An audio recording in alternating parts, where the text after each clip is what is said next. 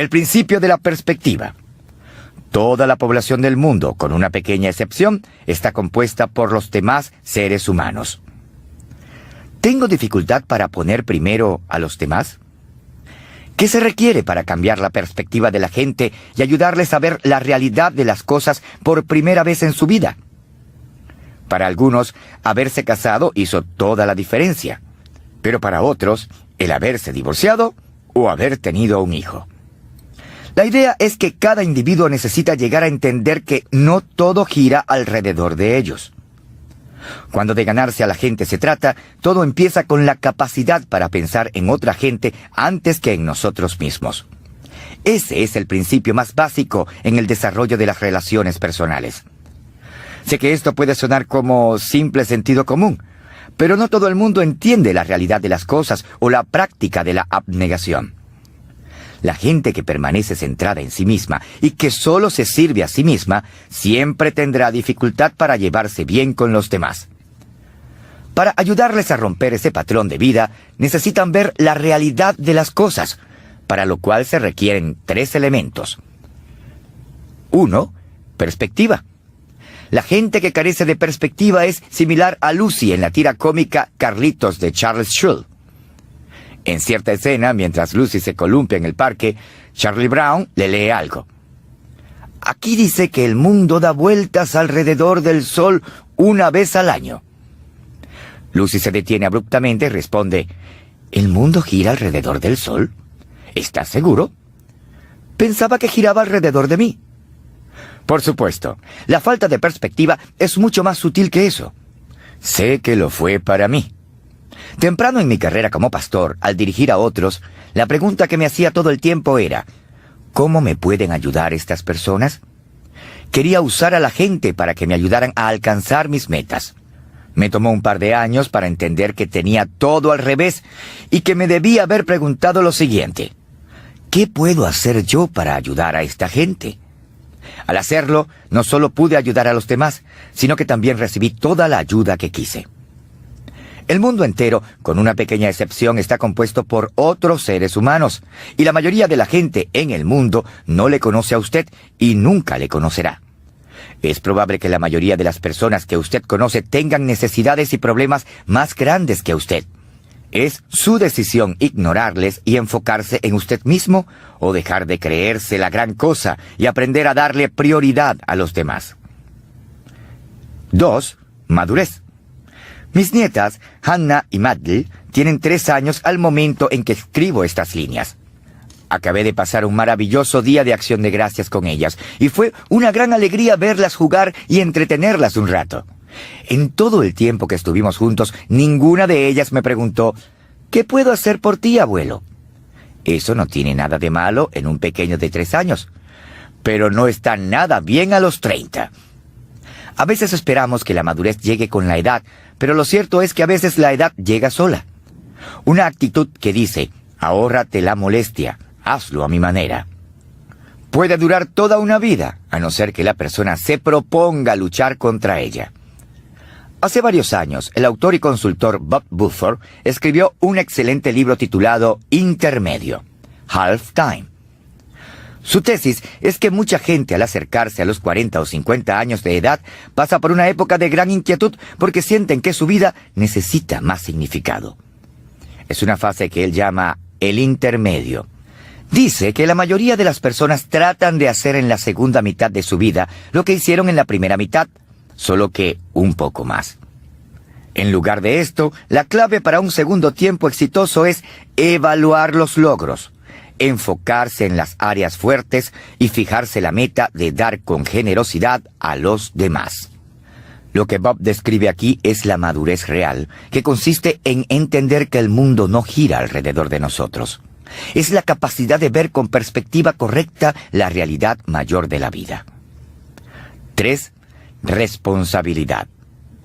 Quizás usted haya notado que el matrimonio hace más obvia la falta de responsabilidad de una persona irresponsable.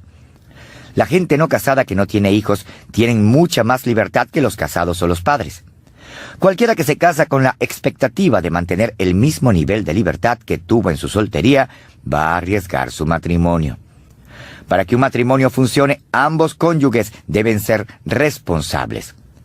Las relaciones matrimoniales maduran cuando cada cónyuge deja de preguntar, ¿qué puede mi cónyuge hacer por mí?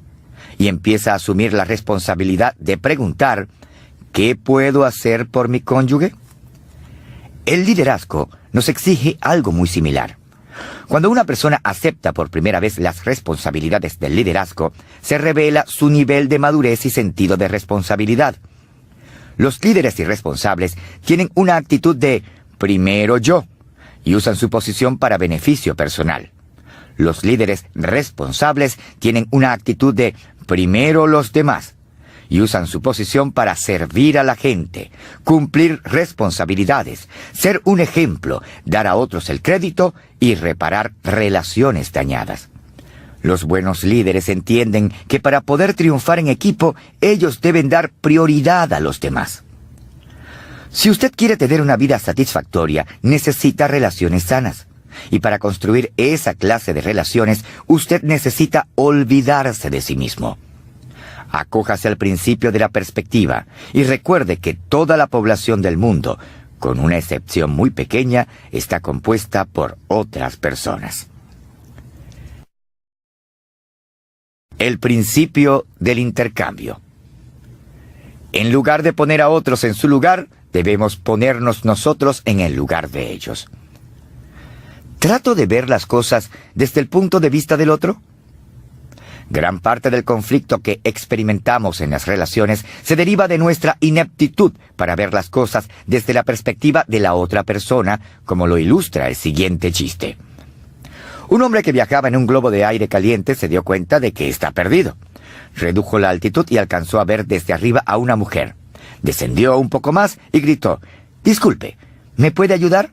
Le prometí a un amigo que me encontraría con él hace una hora, pero no sé dónde estoy». La mujer respondió desde abajo, «Usted está en un globo de aire caliente que flota a unos 20 metros de la Tierra. Se encuentra entre los grados 40 y 41 de altitud norte y los 59 y 60 grados de longitud oeste». «Ah, usted debe ser ingeniera», exclamó el navegante. «Sí, ¿y cómo lo supo?» «Todo lo que me ha dicho suena técnicamente correcto, pero no sé cómo usar la información que me dio. Y el hecho es que sigo perdido. Francamente no me ha ayudado mucho, que digamos. Solo he retrasado mi viaje». La mujer respondió desde abajo, «Usted debe ser gerente». «Lo soy», contestó el piloto. «¿Pero cómo lo supo?» La mujer respondió, «Mire, usted no sabe dónde está ni a dónde va. Ha llegado a esa posición alta en que está gracias a una gran cantidad de aire caliente. Mejor dicho, charlatanería. Ha hecho una promesa que no tiene ni idea de cómo cumplir y espera que la gente que está debajo de usted le resuelva sus problemas. El hecho es que usted se encuentra en la misma posición donde estaba antes de toparse conmigo, pero ahora, de algún modo, se las ha arreglado para echarme a mí la culpa». Con tanta frecuencia se enfrasca en conflictos con otra persona como resultado de ver las cosas de un modo mientras su interlocutor las ve desde otro punto de vista. Piénselo un momento. Si está casado, ¿no existe la posibilidad constante de entrar en conflictos potenciales debido a la manera diferente de cómo los hombres y las mujeres ven las cosas? Si tiene hijos, ¿no ocurre mucha fricción debido a que ellos no ven las cosas como usted las ve? Incluso en un ambiente laboral muy positivo, la gente no ve todo a la par. Tan solo recuerde esto. Antes de tener un altercado con su jefe, dé un vistazo a ambos lados, el lado de él y el lado de afuera. Hablando en serio, creo que si la gente hiciera el esfuerzo de ver las cosas desde el punto de vista de los demás, desaparecería el 80% de nuestros conflictos interpersonales. Si aprendemos a ver las cosas desde la perspectiva de los demás, tendremos éxito en nuestras relaciones. Leí este dicho en una publicación de ventas. Si usted quiere venderle a José Pérez lo que José Pérez suele comprar, entonces usted debe ver a José Pérez a través de los ojos de José Pérez. El concepto es tan simple que nos parece demasiado obvio. Sin embargo, muchas personas no lo ponen en práctica. Están tan ocupadas poniendo a los demás en su lugar que no hacen el esfuerzo de ponerse en el lugar del otro. ¿Cómo mejora usted en hacer el intercambio y ver las cosas desde la perspectiva de la otra persona? Empiece haciendo estas 4 cosas. Primero, deje su lugar y visite el lugar del otro. La mejor manera de evitar pisarle los pies a los demás es ponerse en sus zapatos. En la década de los 30, la aerolínea American Airways, que más tarde se convirtió en American Airlines, tenía un problema inmenso debido a las quejas de los pasajeros acerca del equipaje extraviado. Lamont Cook, gerente general de la aerolínea en aquel tiempo, trató que sus gerentes de estación resolvieran el asunto, pero vio muy poco progreso. Al final se le ocurrió una idea para ayudar al personal de la aerolínea a ver las cosas desde el punto de vista de sus clientes. Cook solicitó a todos los gerentes de estación en todo el país que volaran a la oficina principal de la compañía para una reunión. Luego se aseguró que el equipaje de todos los gerentes se extraviara en tránsito. Después de lo sucedido, la aerolínea experimentó un mejoramiento definitivo en la eficiencia de esa área específica del servicio. Haga lo que sea necesario para cambiar su perspectiva. Preste atención a las inquietudes de la gente. Estudie su cultura o profesión. Lea sobre sus áreas de interés. O visite el lugar donde se desempeñan, su hogar, su oficina, su vecindario o su región.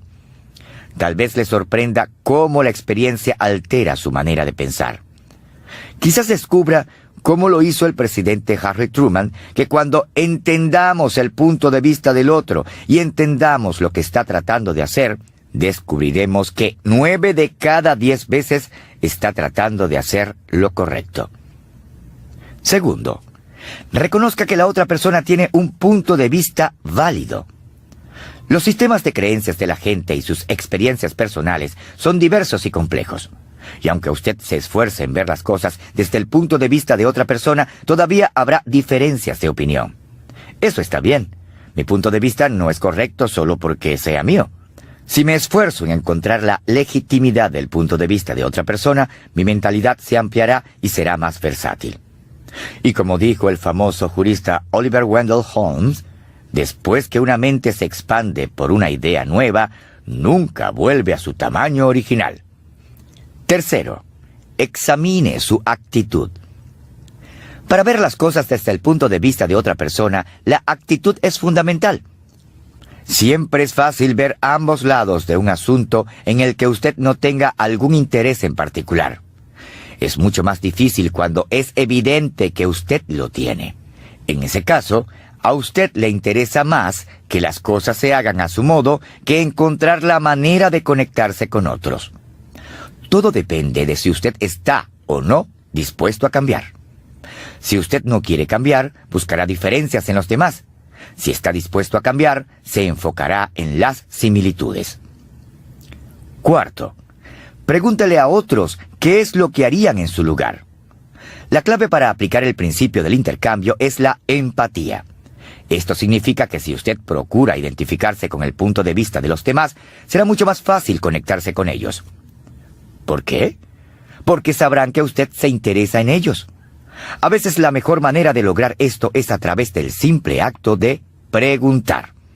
Si usted se pusiera en el lugar de los demás, en vez de tratar de ponerles a ellos en su lugar, cambiaría su manera de ver la vida y de vivirla. El autor y conferencista Dan Clark recuerda que cuando era adolescente, él y su padre hicieron fila una vez para comprar boletos para el circo. Mientras esperaban, notaron a la familia que estaba frente a ellos. Los padres iban tomados de la mano y aunque tenían 8 hijos menores de 12 años, todos se comportaban bien. A juzgar por el vestuario limpio pero simple que llevaban puesto, sospechó que no tenían mucho dinero. Los chicos hablaban con entusiasmo de las cosas emocionantes que esperaban ver, y él se dio cuenta de que el circo iba a ser una experiencia novedosa para ellos. La pareja se acercó a la ventanilla, y el encargado les preguntó cuántos boletos querían. El hombre respondió con orgullo: «Por favor, déjeme comprar 8 boletos de niño y 2 de adulto, para que pueda llevar a mi familia al circo». Cuando el encargado les dijo el precio total, la esposa soltó la mano del hombre e inclinó la cabeza. El hombre se acercó más a la ventanilla y preguntó: «¿Cuánto dijo que valen?». El encargado volvió a decir el precio. Era obvio que el hombre no tenía dinero suficiente y se veía devastado. Clark cuenta que su padre vio todo esto. Se metió la mano al bolsillo, sacó un billete de $20 y lo dejó caer al suelo. Después se inclinó a recogerlo. Tocó el hombro de aquel hombre abatido y dijo: «Disculpe, señor, esto se le cayó del bolsillo». El hombre sabía exactamente qué había sucedido. Miró al padre de Clark directo a los ojos. Tomó su mano, la sacudió y con una lágrima que le corría por la mejilla contestó: «Gracias, muchas gracias, caballero. Esto de verdad significa mucho para mí y para mi familia». Clark y su padre regresaron a su auto y volvieron a casa. No tenían dinero suficiente para ir al circo esa noche, pero eso no importaba. Por cuanto se habían puesto en el lugar de otros, habían hecho algo mucho más importante. El principio del aprendizaje. Cada persona que conocemos tiene el potencial de enseñarnos algo. ¿Aborda a las personas con un deseo de aprender de ellas? La verdad es que todos nosotros podemos aprender lecciones valiosas en circunstancias bastante improbables y de las personas menos probables. Todo el mundo tiene algo que compartir y algo que enseñarnos. Pero esto solo puede ser cierto si tenemos la actitud correcta. ¿Qué clase de actitud tiene usted cuando se trata de aprender de los demás? Todas las personas caen dentro de una de las categorías descritas por los siguientes enunciados. Nadie puede enseñarme nada. Esa es una actitud arrogante. Creo que a veces suponemos que la ignorancia es el enemigo más grande de la educación verdadera. Sin embargo, eso tiene muy poco que ver con un espíritu educable. ¿No ha conocido algunas personas exitosas que han recibido mucha educación y que no quieren oír las sugerencias ni las opiniones de los demás? Muchos creen que se las saben todas. Una persona que crea una organización grande y exitosa puede pensar que no puede aprender de otros que operan organizaciones más pequeñas. Una persona que recibe un doctorado puede volverse incapaz de recibir instrucción de alguien más porque ahora se considera un experto. La persona con mayor experiencia en una compañía o departamento quizás no escuche las ideas de alguien más joven. Tales personas no se dan cuenta del daño que se hacen. La realidad es que nadie es demasiado viejo, demasiado inteligente o demasiado exitoso como para aprender algo nuevo. El único obstáculo que se interpone entre una persona y la capacidad para aprender y mejorar es una mala actitud. Alguien puede enseñármelo todo. Esa es una actitud ingenua. La gente que reconoce que todavía le falta crecer con frecuencia busca un mentor. En general, esta es una buena decisión. Sin embargo, es ingenuo que los individuos crean que pueden aprender todo lo que necesitan saber de una sola persona. Las personas no necesitan un mentor, sino muchos mentores. He aprendido mucho de muchas personas. Por ejemplo, Les Stop me enseñó a escribir como se debe. Mi hermano Larry es mi mentor de los negocios. He aprendido mucho sobre comunicación de Andy Stanley. Tom Mullins es mi modelo en cuanto a las relaciones. Si tratara de incluir a todas las personas que me han enseñado en el transcurso de los años, tendría que llenar muchas páginas con sus nombres. Todos me pueden enseñar algo. Esa es una actitud educable. La gente que más aprende no es siempre la que pasa tiempo con la gente más inteligente, sino los que tienen una actitud educable. Cada persona tiene algo que compartir. Trátese de una lección aprendida, una observación, una experiencia de la vida. Tan solo necesitamos estar dispuestos a escuchar. De hecho, la gente con frecuencia nos enseña cosas cuando ni siquiera se proponen hacerlo. Pregunte a cualquier padre o madre de familia y encontrará que ellos aprendieron lecciones valiosas de sus hijos, incluso cuando eran infantes incapaces de comunicar una sola palabra. El único momento en que la gente no puede enseñarnos algo es cuando no estamos dispuestos a aprender. No estoy diciendo que cada persona que usted conozca le enseñará algo, sino que existe la posibilidad real de que así sea, si usted se los permite. Si usted tiene una actitud educable, o si está dispuesto a adoptar esa actitud, estará en la posición correcta para aprender de otras personas. En ese caso, todo lo que necesita es dar los siguientes 5 pasos. Primero, haga del aprendizaje su pasión. A veces, ese es el problema que tienen las personas que recibieron los puestos que soñaron tener, o alcanzaron las metas que fijaron para su organización, o ganaron los títulos por los que tanto lucharon. En su mente ya han llegado a su destino final y se ponen cómodos. Si usted no quiere dejar de crecer, no puede sentarse en el sofá de la complacencia mental. Usted necesita hacer del aprendizaje continuo su meta. Si lo hace, nunca se le acabará la gasolina mental y su motivación será fuerte. No tiene que preocuparse de encontrar a personas que le enseñen, como dijo el filósofo griego Platón. Cuando el pupilo está listo, aparecerá el maestro. Segundo, valore a la gente. Para 1976 me había desempeñado durante 7 años en mi carrera y me sentía realizado. En aquellos días, las iglesias eran juzgadas por el éxito de sus programas de escuela dominical, y la iglesia que dirigía tenía el programa educativo de mayor crecimiento en el estado de Ohio. Además, para aquel entonces, mi iglesia había crecido hasta convertirse en la más grande de mi denominación. No obstante, yo todavía quería aprender. Ese año me inscribí para asistir a una conferencia. Habían 3 conferencistas a quienes quería oír. Eran mayores que yo y tenían mayor éxito y más experiencia. Durante la conferencia, una de las sesiones fue un intercambio de ideas en el que cualquier asistente podía hablar. Supuse que sería un desperdicio de tiempo y la iba a pasar por alto, pero mi curiosidad salió ganando. Resultó ser una oportunidad para abrir los ojos a la realidad. Uno tras otro, los participantes hablaron sobre lo que estaba funcionando en su organización y yo me puse a escribir muchos apuntes y anotar ideas útiles. Terminé aprendiendo más durante esa sesión que en todas las demás combinadas. Eso me sorprendió y después entendí por qué. Antes de la conferencia pensaba que solo personas mayores y con más éxito que yo podían enseñarme algo de valor. Había entrado en esa sesión dando muy poco valor a los demás asistentes y esa fue una actitud errónea. La gente no aprende de personas a quienes no valoren. Decidí que cambiaría mi manera de pensar desde ese día en adelante. Tercero, desarrolla relaciones con potencial de crecimiento. Es verdad que todo el mundo tiene algo que enseñarnos, pero eso no significa que alguien pueda enseñarnos todo lo que queremos aprender. Necesitamos encontrar a la gente que más pueda ayudarnos a crecer, tales como expertos en nuestro campo, pensadores creativos que expandan nuestra mente, gente exitosa y productiva que nos inspire a avanzar al siguiente nivel, etc. Con frecuencia, el aprendizaje es la recompensa de pasar tiempo con gente extraordinaria. Lo que son y lo que saben es en cierto sentido contagioso. Cuarto, identifique las características únicas y fortalezas de las personas. El filósofo y poeta Ralph Waldo Emerson comentó: «Nunca he conocido a un hombre que no haya sido superior a mí en algo en particular». La gente crece mejor en las áreas en que son fuertes y pueden aprender más de las fortalezas de otra persona. Por esa razón, hay que tener criterio en la selección de las personas de quienes queremos aprender. A mediados de la década de los 70, identifiqué a los 10 mejores líderes eclesiásticos en la nación y traté de conseguir una entrevista con cada uno de ellos. Hasta les ofrecí $100 por cada hora de su tiempo, lo cual era el salario de media semana en aquel entonces. Algunos estuvieron dispuestos a encontrarse conmigo y otros no.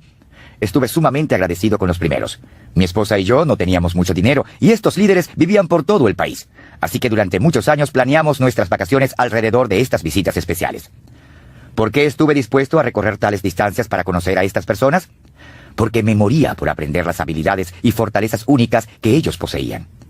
Las entrevistas hicieron una diferencia enorme en mi vida. Además, ¿sabe una cosa? La conexión con grandes hombres y mujeres sigue afectando mi vida positivamente.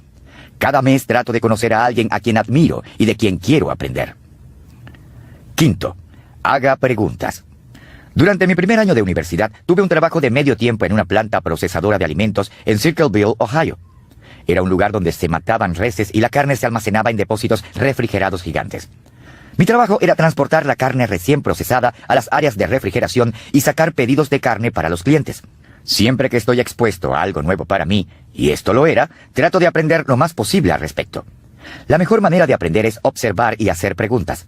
Había trabajado como 2 semanas junto a Pence, un hombre mayor que había trabajado muchos años allí, cuando me sacó a un lado y me dijo: «Mira, hijo, déjame decirte algo. Tú haces demasiadas preguntas. He trabajado aquí mucho tiempo. Yo mato vacas. Eso es todo lo que hago. Y eso es todo lo que voy a hacer porque entre más sepas, más esperarán que hagas para ellos». Me resultó difícil entender por qué alguien no querría aprender algo nuevo y crecer. Pero era obvio que él no estaba comprometido a cambiar. El escritor Johann Wolfgang von Goethe decía que uno debe, por lo menos cada día que pasa, escuchar una cancioncita, leer un buen poema, ver una pintura agradable y, de ser posible, decir unas cuantas palabras razonables. Yo añadiría que uno también debería hacer preguntas para aprender algo nuevo cada día. La persona que hace las preguntas correctas es la que más aprende. El aprendizaje empieza con el simple acto de escuchar, pero no termina allí. El profesor de teología, Hans Kumpf, afirmó: «Entender a alguien como se debe implica aprender de esa persona, y aprender de alguien como se debe implica cambiar uno mismo». El cambio siempre es la meta de todo aprendizaje. Usted no puede crecer sin cambiar. El principio del carisma. La gente se interesa en la persona que se interesa en ellos.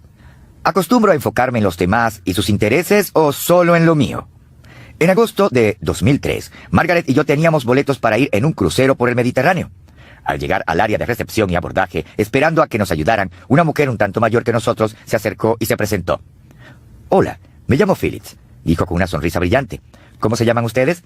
Después de presentarnos, dijo: «Qué gusto me da verles. Espero que nos conozcamos mejor. Los voy a dejar para que puedan registrarse. Tal vez podamos vernos esta noche durante la cena». «¡Qué persona tan simpática!», comentó Margaret, mientras nos registrábamos y recibíamos la llave para nuestro camarote. Después de terminar de desempacar en la tarde, ya me había olvidado de Phillips, pero cuando bajamos a cenar, la vimos hablando con varias personas. Tan pronto nos vio, sonrió y se acercó para saludar. «John y Margaret», dijo, «les presento a mi esposo Stanley».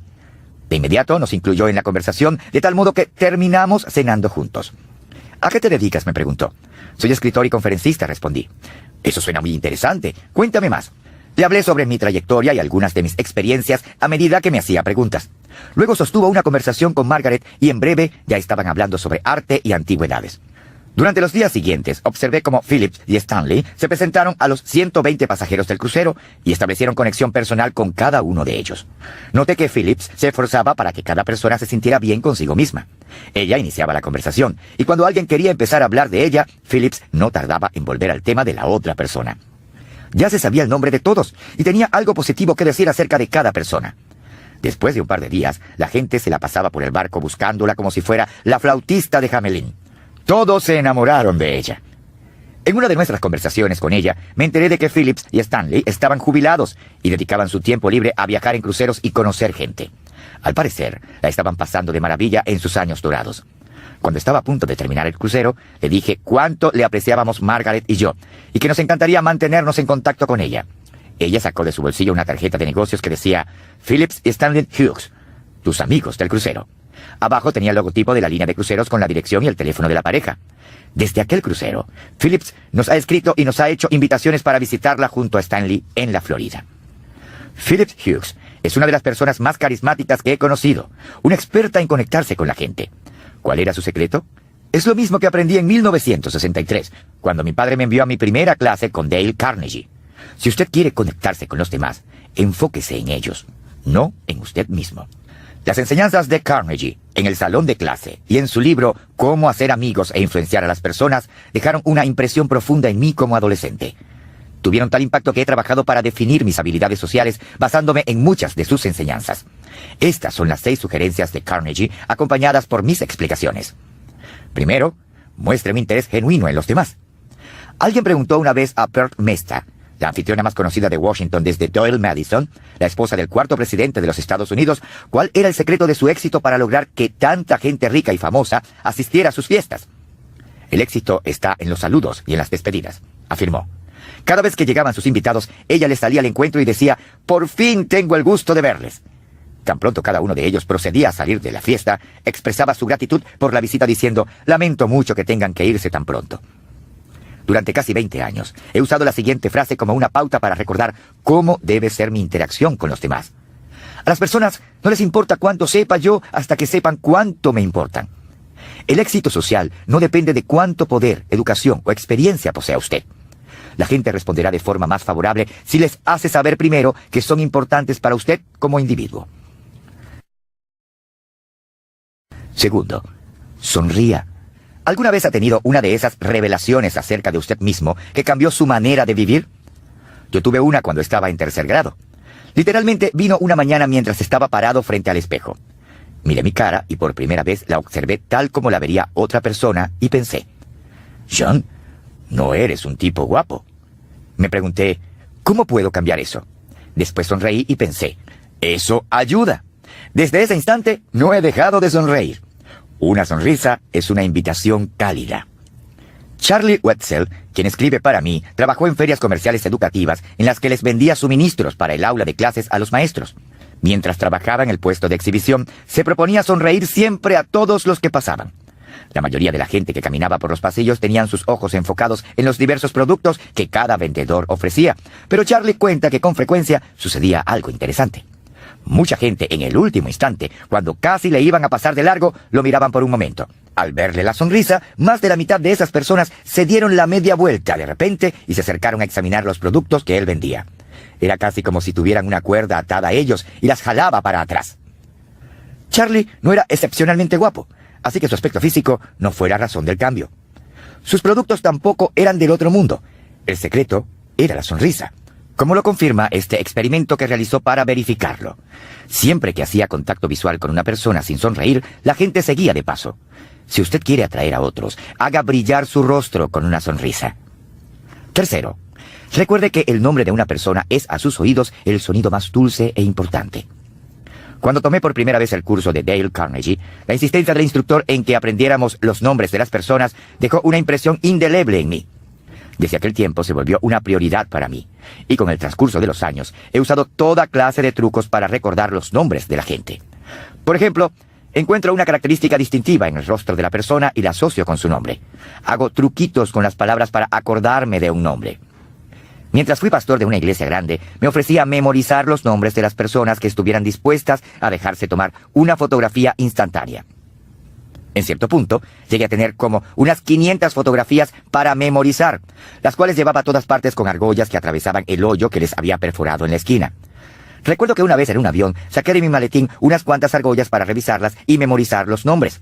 Un pasajero que iba al lado me preguntó, ¿qué está haciendo? Le dije sin inmutarme, estoy viendo fotos de mi familia. Comentó, usted sí que tiene una familia grande. Mientras seguía pasando las imágenes una por una, le dije, sí, y espere a que tenga nietos. Cuarto, sea un buen oyente. Aliente a los demás a hablar de sí mismos. El novelista George Eliot aconsejó, trata de interesarte en algo más que la gratificación de deseos egoístas y pueriles en este mundo. Interésate en lo mejor del pensamiento y la acción, en hacer algo que sea bueno aparte de los accidentes de tu propia aventura. Busca tesoros en otras vidas, además de la tuya. Descubre cuáles son sus problemas y cómo se originan. ¿Cómo puede aplicarse este consejo? Escuchando. Ese fue el don de Philip Hughes, quien es una de las mejores oyentes que he conocido. Dos primeros ministros sobresalientes en la historia de Gran Bretaña son William Gladstone y Benjamin Disraeli. Se cuenta que una joven dama fue a cenar con ellos en diferentes ocasiones, y cuando le preguntaron qué impresión le había quedado de ambos hombres, ella dijo, después de cenar con el señor Gladstone, sentí que era el hombre más inteligente en toda Inglaterra. Pero después de haber cenado con el señor Disraeli, me sentí como la mujer más inteligente en toda Inglaterra. Quinto, hable en términos de los intereses de la otra persona.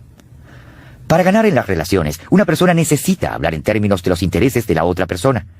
Esto es verdad cuando conocemos a alguien por primera vez y también cuando se trata de edificar un matrimonio. Sexto, haga que la otra persona se sienta importante y hágalo con sinceridad. En conclusión, lo que usted necesita hacer es que los demás se sientan importantes. El encanto de Phillips no era una máscara, era fácil darse cuenta que trataba a la gente con amor genuino. Para ella, todas las personas eran importantes y cualquier persona puede aprender a valorar a la gente y hacerles sentir importantes. El autor Marcus Buckingham le llama a esta habilidad galanteo, que puede definirse como ganarse al otro. Según él, los individuos que tienen capacidad de galanteo toman la iniciativa de acercarse a las personas y quieren aprender sus nombres, hacerles preguntas y encontrar alguna área de interés común para que puedan empezar una conversación y establecer una conexión significativa. En su opinión, el galanteo es una fortaleza natural que algunos tienen y otros no. Creo que eso es cierto, pero también creo que cualquier persona puede desarrollar habilidades sociales y hasta aprender a tener carisma. Al hablar de carisma, todo se resume en esto. La persona sin carisma llega donde un grupo y dice, aquí estoy yo. Mientras que la persona con carisma llega a un grupo y dice, ahí están ustedes. Cualquiera puede aprender a hacer eso. Si usted quiere ser la clase de persona que hace sonreír a los demás cuando le ven llegar, sálgase de sí mismo, cambie su enfoque y muestre interés genuino en los demás. Al hacer estas cosas, su vida cambiará. El principio del número 10. Creer lo mejor de la gente casi siempre saca a relucir lo mejor de la gente. ¿Creo lo mejor de los demás? En 1995 vi la película Mentes Peligrosas, una historia inspiradora acerca de una maestra que quería hacer una diferencia en la vida de sus estudiantes adolescentes. No me enteré sino hasta hace poco que el guión estaba basado en una persona real. Cuando Lou Ann Johnson salió de la secundaria, se dio cuenta que no le interesaba la universidad. Pasaron 45 días antes de dejar de asistir a clase y alistarse en la Marina de los Estados Unidos. Allí fue donde realmente floreció. Prestó servicio durante 8 años y en el recorrido obtuvo un título en psicología. Luego decidió unirse a los Marines, completó la escuela para candidatos a oficial y prestó servicio como teniente segundo.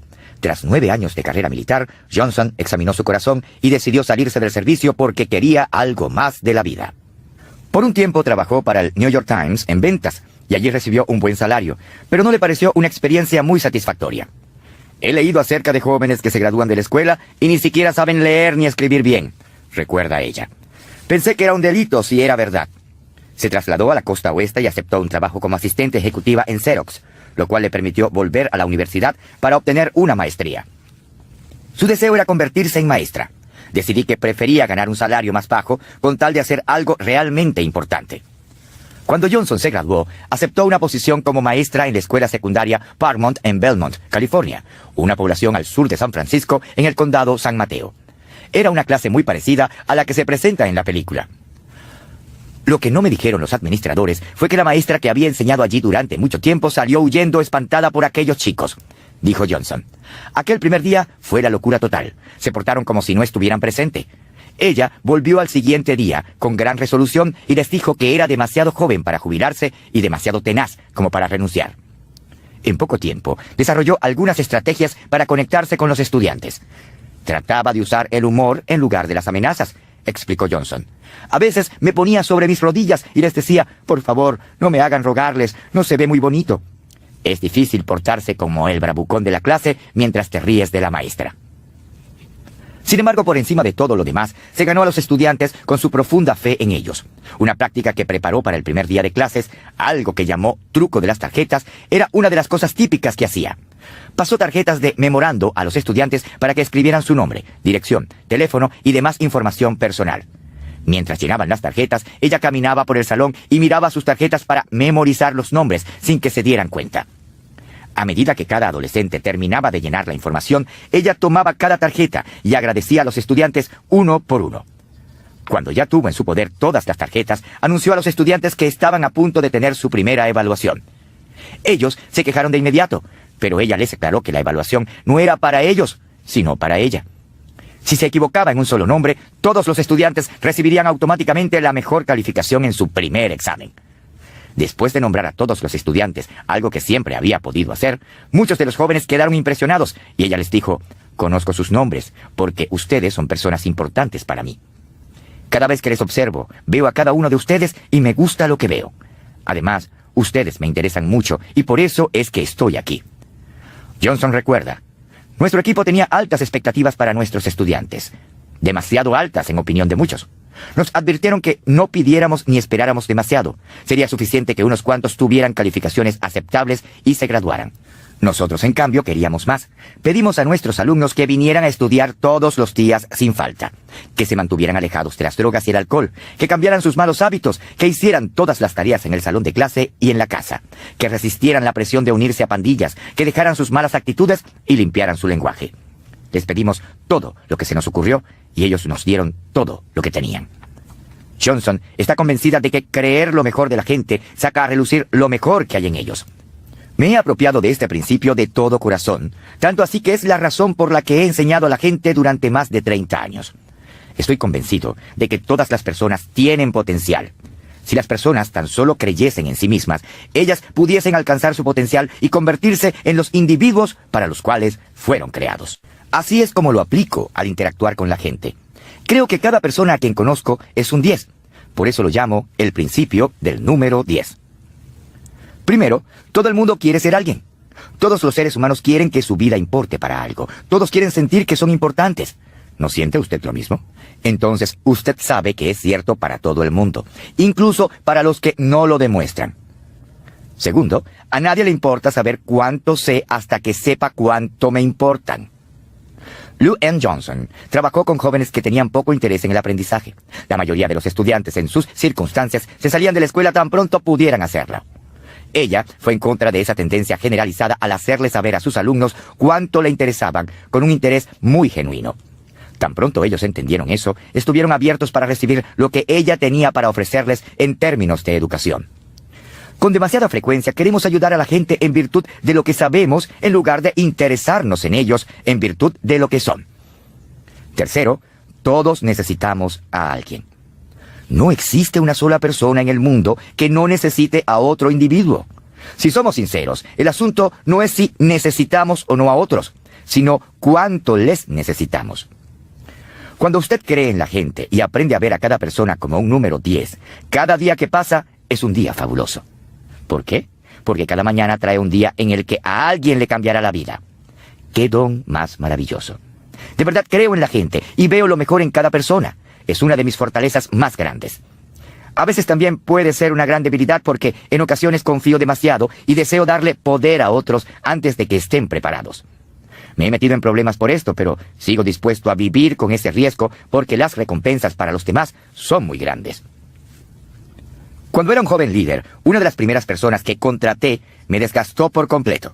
No se desempeñaba como debía y luego mentía al respecto para librarse de las consecuencias. En mi ingenuidad optaba por creerle. Salí de esa interacción diciéndome, nunca volveré a dejar que un miembro del personal se acerque tanto a mí. Sin embargo, fui incapaz de mantener esa mentalidad. Primero que todo, era injusto con las demás personas a quienes dirigía en el futuro.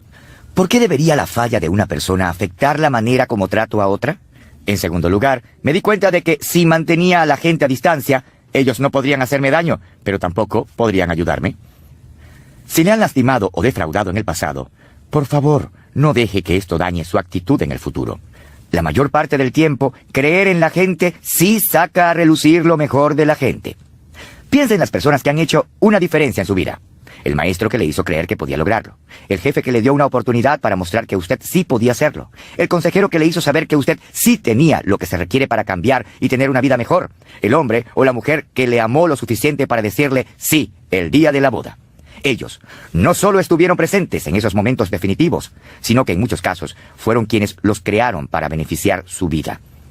En casi todos los casos en que se dio un impacto positivo, la persona creyó en usted de antemano. Lo más probable es que él o ella viera en usted algo que quizás usted mismo no había visto. ¿No le gustaría ser esa persona para otros? Si la respuesta es afirmativa, entonces trate de amar a los demás y verles como los mejores, como el número 10. Si tiene familia, empiece con su cónyuge y sus hijos, y después amplíe el círculo de influencia a partir de allí. Crea lo mejor de los demás y sacará a relucir lo mejor. El principio de la confrontación. Interesarse en las personas debe preceder a confrontarlas. ¿Me intereso lo suficiente como para confrontar de la manera correcta? Años atrás, cuando llegué a la iglesia Skyline en San Diego, California, para convertirme en su pastor principal, venía para continuar la obra empezada por el pastor fundador, Orval Butcher. Al enterarme por primera vez de que él se iba a jubilar y la posición de pastor quedaría disponible, algunas personas me aconsejaron que no la considerara. En el mundo de las iglesias es muy difícil reemplazar a un pastor fundador, en especial uno como el pastor Butcher, quien había servido durante 27 años y había hecho un trabajo estupendo. Todos en la iglesia amaban a Orval Butcher. Como sucede con muchos líderes o ejecutivos que llegan desde afuera a una organización, pronto descubrí que no todos estuvieron de acuerdo con el cambio. Sin embargo, gracias a que la gente era muy generosa y el pastor Butcher había sido un buen líder, fui aceptado por la mayoría. En poco tiempo me instalé y empecé a construir relaciones. Un domingo después de mis primeros meses en el trabajo, noté que Sally Johnson no estaba acompañada por su esposo, Joe. Ellos siempre habían sido activos en la iglesia y eran constantes en la asistencia. Me di cuenta de que llevaba varias semanas sin ver a Joe, así que le pregunté a Sally cómo estaba su esposo. Bueno, para serle sincera, él tiene dificultad para aceptar los cambios aquí en la iglesia y no ha querido venir. De inmediato llamé a Joe y le pregunté si estaba dispuesto a reunirse conmigo. Unos días después, Joe se sentó conmigo en mi oficina y le dije, Joe, ¿cómo te va? Sally me cuenta que has tenido dificultad para aceptar la transición. Supongo que se podría decir eso, respondió Joe. Es que me hace falta el pastor Butcher. Joe, le dije, ¿podrías hacerme un favor? ¿Qué? Preguntó Joe con algo de sospecha. Dime qué cosas te hacen falta del pastor Butcher. Joe pareció sorprendido por la solicitud, pero respondió con gusto. Pues bien, empezó a decir, el pastor Butcher siempre estuvo allí para nosotros. Él fue quien casó a todos nuestros hijos, dirigió el funeral de mi mamá y mi papá y también el de mi hermano. Joe continuó hablando acerca de cómo Orval Butcher había estado junto a ellos en los momentos más importantes de su vida. Joe, no me sorprende que el pastor Butcher tenga un lugar tan especial en tu corazón, le dije mientras él parecía esforzarse por no llorar. Oye, el pastor Butcher siempre debería ser tu favorito, y déjame decirte algo, nunca me sentiré ofendido si él es siempre el número 1. Te doy permiso para que él siempre sea tu pastor favorito. Los ojos de Joe brillaron y fue como si le hubieran quitado un peso de los hombros. Y si alguna vez te sobra amor, mándame un poquito, y yo con gusto lo recibiré. Joe volvió a la iglesia el domingo siguiente y volvió a ser el mismo de antes. De vez en cuando me tomaba por sorpresa y me daba un gran abrazo mientras me decía, «Pastor, este mes me sobró un poquito de amor». Así lo hizo hasta el día en que murió. Mi interacción con Joe Johnson tuvo un final feliz. Pero como usted podrá imaginarse, no todos mis conflictos terminaron tan positivamente. Como cualquier otra persona, he tenido confrontaciones que no terminaron muy bien. No obstante, la mayor parte del tiempo han sido positivas, y le diré por qué. Me involucré en ellas con la mentalidad de interesarme en la otra persona y tratar de ayudarle. Podría haber echado a un lado a Joe Johnson. Podría haberle dado un ultimátum y decirle que me siguiera o se atuviera a las consecuencias. Así es como muchos líderes manejan el conflicto al entrar a una organización. Y es una de las razones por las que hay tantos despidos y reestructuraciones cuando un departamento u organización tiene un líder nuevo. También podría haberme dado por vencido con Joe diciendo, él era parte de la vieja guardia. Es obvio que yo no le importo, así que, ¿para qué tomarme la molestia? En lugar de eso, le di reconocimiento y le di validez a sus sentimientos. No fue una cuestión de competencia. Habría sido necio pensar que yo podía reemplazar a Orval Butcher en su corazón, y habría sido inapropiado intentarlo. Es algo similar a una madrastra o padrastro que dice cosas negativas sobre la madre o el padre biológico del niño y tratan de robarse los afectos del menor. Quizás debemos añadir el conflicto a la muerte y a los impuestos como una de las cosas con las que podemos contar en esta vida. La única manera de evitar el conflicto es aislarnos del resto del planeta. Claro, si usted ha visto la película de Tom Hanks, El náufrago, donde su personaje tiene altercados con una pelota de voleibol, ya sabe que hasta la gente que vive aislada puede encontrar la manera de generar conflictos. ¿Cómo maneja usted el conflicto en las relaciones? ¿Sabía que el conflicto siempre se agrava cuando la confrontación no se hace de manera rápida y correcta? Por eso es tan importante nuestra metodología. A continuación, una muestra de estrategias dañinas que veo usar a la gente al enfrentarse a un conflicto. Gane, cueste lo que cueste. Es como un tiroteo al estilo del viejo oeste, rápido, brutal y fulminante. Actúe como si no existiera. Si usted no oye maldades, ni ve maldades, ni habla maldades, la maldad no dejará de existir. Quéjese. Los ganadores no se quejan, y los que se quejan no son ganadores. Hacerse la víctima no cura el conflicto, solo irrita a todos los demás. Lleve cuentas. La gente que lleva un registro cuidadoso de las faltas no puede experimentar un nuevo comienzo, y lo cierto es que nadie jamás podrá desquitarse. Imponga su autoridad. El uso del rango nunca resuelve el conflicto, solo lo posterga. Saque la bandera blanca. Darse por vencido es una solución permanente a un problema temporal. Ninguno de estos métodos dará la ayuda que una persona necesita para resolver el conflicto de una manera saludable. La resolución de conflictos no es complicada en sentido intelectual, pero emocionalmente puede ser difícil. Requiere sinceridad, humildad y dedicación a la relación. A continuación, un plan de 6 pasos para ayudarle a cumplir la tarea de la confrontación. Primero, confronte a una persona solo si esa persona le importa. En muy raros casos, debemos confrontar a alguien que nos tenga sin cuidado, como en un juicio legal o en casos serios de abuso. No obstante, estos no son conflictos típicos de relaciones personales. En casi todas las situaciones donde haya una relación personal de por medio, lo más productivo es proceder a la confrontación teniendo muy presente los intereses de la otra persona. En el pasado, cuando usted trató de resolver un conflicto con otra persona, ¿cuál fue su meta? ¿Qué se identificará con usted? ¿Alivio inmediato? ¿Victoria a cualquier costo? La próxima vez trate de confrontar con la meta de alcanzar la victoria para ambas partes. Ahora, si usted se propone asegurarse de que la otra persona gane primero, sepa que ha puesto las cosas en la perspectiva más beneficiosa para todos. Segundo, reúnase con la persona tan pronto como sea posible. Tan pronto surge un conflicto, nos sentimos tentados a evitarlo, postergar su manejo o pedir a otra persona que lo resuelva por nosotros. Lo cierto es que cuando uno deja el conflicto sin resolver, por una u otra razón, siempre empeora. Si se deja a una persona en una posición tal que empiece a especular acerca de los motivos del otro o a pensar en qué sucedió realmente, casi siempre se le ocurrirá lo peor. Postergar la confrontación solo hace que la situación supure. Le digo a mi equipo de trabajo que si alguna vez experimento un problema grave que los involucre a ellos, se los diré con prontitud. Nunca dejo que los problemas se vuelvan como un montón de anzuelos.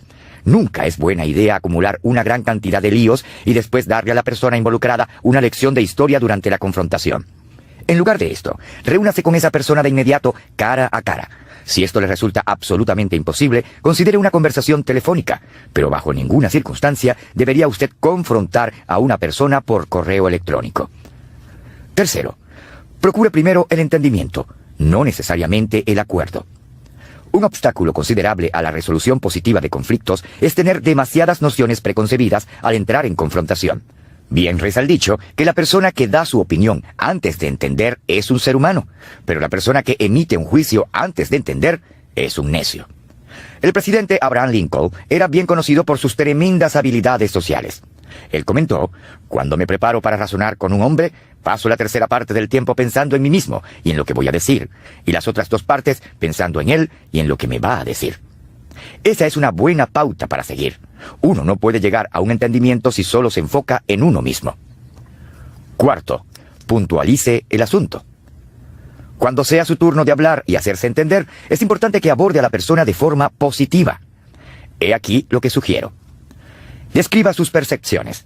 Al principio, absténgase de llegar a cualquier conclusión o entablar juicios acerca de los motivos de la otra persona. Solo diga lo que cree que ve y describa el problema que esto ha ocasionado en su opinión. Exprese cómo le hace sentir. Si las acciones de la otra persona le producen enojo, frustración o tristeza, expréselo con claridad y sin acusaciones. Explique por qué esto es importante para usted.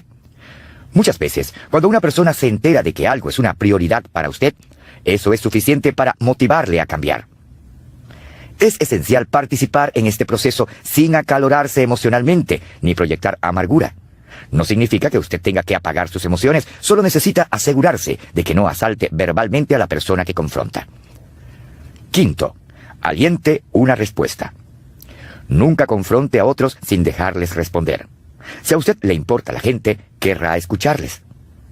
A veces el simple hecho de tener la discusión le ayuda a darse cuenta de sus percepciones erróneas. Lo sé porque me ha sucedido, y la experiencia me enseñó humildad al descubrir que yo era el problema. En otras ocasiones, uno descubre que necesita tener en cuenta ciertas circunstancias atenuantes. Alentar a la otra persona a responder le ayuda a ambos a entender mejor el problema y también le da a esa persona una oportunidad para procesar el asunto emocionalmente. Casi siempre cuando usted confronta a la gente, ellos tendrán una reacción emocional. Puede que queden atónitos, que se enojen o que se sientan culpables. Tal vez quieran compartir con usted esos sentimientos, o tal vez no. En cualquier caso, usted debería animarles a expresarle una respuesta genuina. ¿Por qué? Porque si ellos no hablan al respecto, no podrán avanzar hacia una resolución constructiva del problema. Estarán tan enfocados en sus respuestas que no podrán oír nada más. Según mi experiencia, en lo que respecta a la confrontación personal, he descubierto lo siguiente. El 50% de las personas no se dan cuenta de que sí hay un problema. El 30% sabía que había un problema, pero no sabía cómo resolverlo. El 20% sabía que había un problema, pero no querían resolverlo. La mala noticia es que 1 de cada 5 personas no quiere buscar una resolución positiva. La buena noticia es que el 80% de los casos tienen posibilidades excelentes para resolver el conflicto. Sexto, acepte un plan de acción. La mayoría de la gente detesta la confrontación, aunque a todos les encanta la resolución, y la única manera de alcanzar la resolución es emprender una acción positiva. Mediante la puesta en marcha y el acuerdo común en cuanto a un plan de acción concreto, usted pone el enfoque en el futuro y no en los problemas del pasado. Si la persona que usted está confrontando quiere cambiar, esto le motivará a gravitar hacia la posibilidad de mejorar las cosas. Un buen plan de acción debería incluir los siguientes puntos. A. Identificación clara del problema. B. Acuerdo para resolver el problema. C. Pasos concretos que demuestren que el problema ha sido resuelto. D. Una estructura de responsabilidad mutua, como un cronograma y reuniones para medir el progreso y rendir cuentas. E. Una fecha límite para la culminación satisfactoria. F, un compromiso de ambas partes para dejar el problema en el pasado tan pronto se resuelva. Si su confrontación es formal, como lo sería en el lugar de trabajo, ponga el plan de acción por escrito. Después podrá hacer referencia a ese documento si la resolución no avanza como se había planeado. El cambio positivo es el primer criterio de éxito cuando se resuelven conflictos por medio de la confrontación. El segundo es el crecimiento continuo de la relación.